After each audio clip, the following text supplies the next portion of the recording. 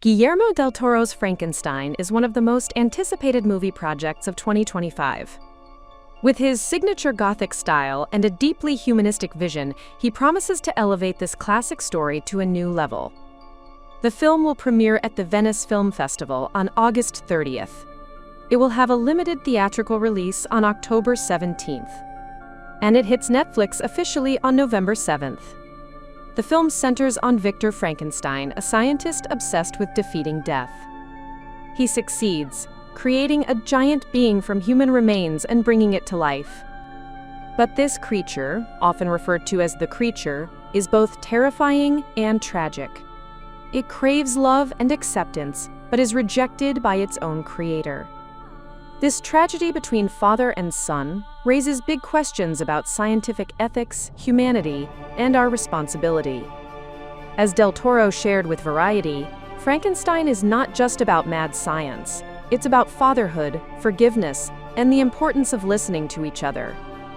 Beyond the core story, the film features a talented cast with some interesting behind-the-scenes stories.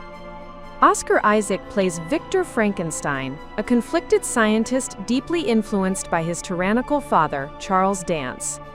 The role of the creature went to Jacob Elordi, who was cast just 9 weeks before shooting. This was after Andrew Garfield had to drop out due to scheduling conflicts. Del Toro told Vanity Fair that Jacob's eyes are so full of humanity, which was more than I expected, making him the perfect choice. Mia Goth plays Elizabeth, Frankenstein's fiancée, and Christoph Waltz appears as Harlander, a new character. To transform into the creature, Jacob Elordi spent 10 hours a day in the makeup chair. He used that time to meditate on the character.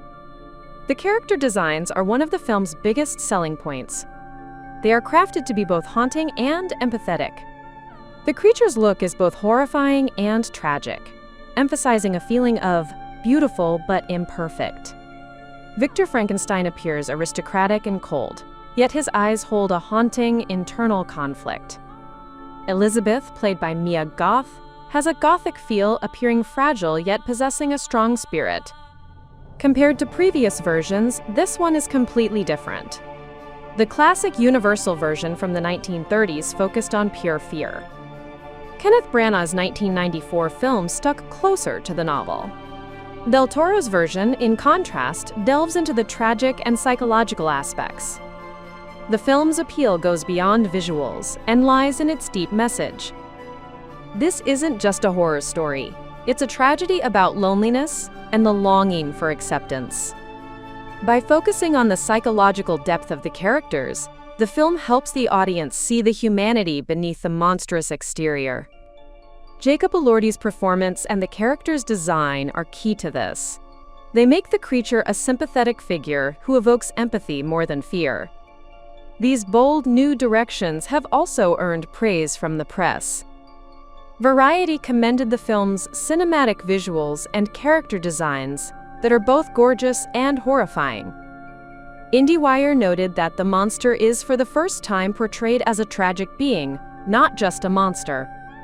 The Hollywood Reporter praised the blend of classic Gothic style and a modern cinematic feel.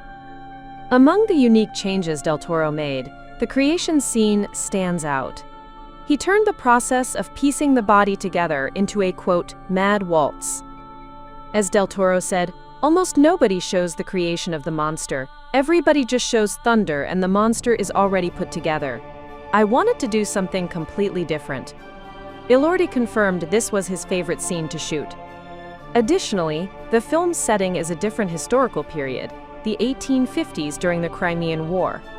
This allows for new storylines. Del Toro also wove in powerful imagery and symbolism. The creature's look is inspired by the Japanese art of kintsugi. Religious symbols like the operating table resembling a crucifix are also used. With a budget of $120 million, according to the playlist, this is one of Netflix's most expensive projects. This gives Del Toro the resources to create a truly spectacular film. In conclusion, Guillermo del Toro has focused on the psychological depth of the monster. The visuals, colors, and creature's design promise an experience that is completely different from past versions. The question for the audience is, do you think this version can surpass its predecessors and become a new masterpiece? Do you agree with our analysis? Let us know what you think in the comments. And be sure to like and subscribe so you don't miss our next video.